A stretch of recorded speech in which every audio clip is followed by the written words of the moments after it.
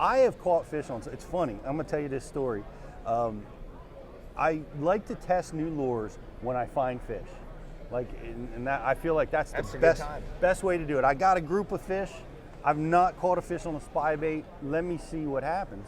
And I found a group of smallmouth, and I threw my spybait in there, and I slow rolled it just like I was taught to do and heard about, and they didn't respond to it. And so after several casts, and I could see the smallmouth visually, I'm in shallow water, and so I took it out there and I burned it, and they couldn't stay off of it. Interesting. Yeah, so I'm like, wow, there's more than one way to skin a cat, isn't there? You know, and but the spybait, that's really, I have such limited experience with spybait.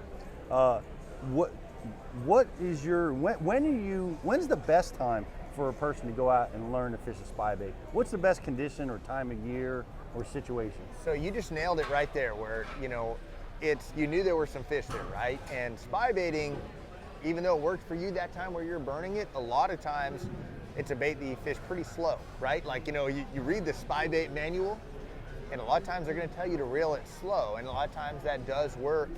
But with that being said, it's not like a crankbait where you can just pick it up and start covering tons of water, because you have to reel it slow. So you fish slow. So you need to know where some fish are at, right? I mean, the beauty of a spybait is it catches fish that other baits will probably not catch. You have problem fish. You got troublesome fish that are suspended, right, highly pressured, not wanting to bite, been beat on.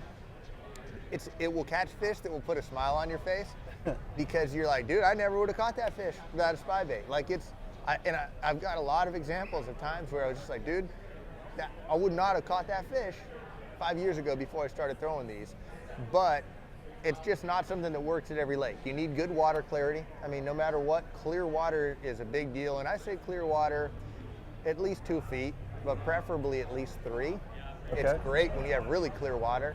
But I've caught them at Tennessee River. I've literally used it at Tennessee River on Pickwick and Chickamauga, where you pull up your spool or school, you catch like 3 on a crankbait, you pull out your worm, you catch 3 on a worm, they get sick of the worm, and you're like, oh, let's go hit another school. Oh wait, let me just throw a spybait, try to get 1 more. And then you can catch another maybe 1 or 2 or 3 on the spybait, because it's so natural, and it's a great way to pull the last couple fish out of a school.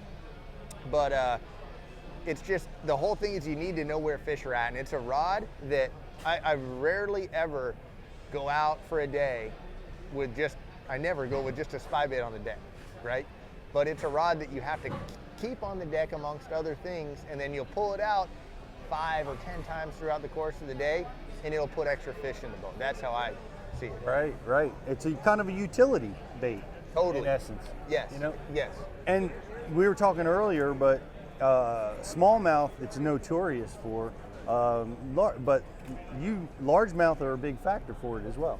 Yep, so all fish eat it, like largemouth, spots, and smallmouth. The smallmouth are where it's really gotten its fame, because a lot of times I think they do live in that clear water. So they live in environments that spybait's great. They're such sight feeders.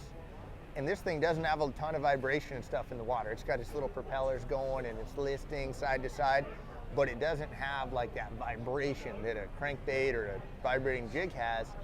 But smallmouth are such sight feeders, it's perfect for them. And the information Bass University provides isn't your basic run-of-the-mill fishing video. This is specific information from A to Z to help you learn, get to the water, and become a better angler quickly.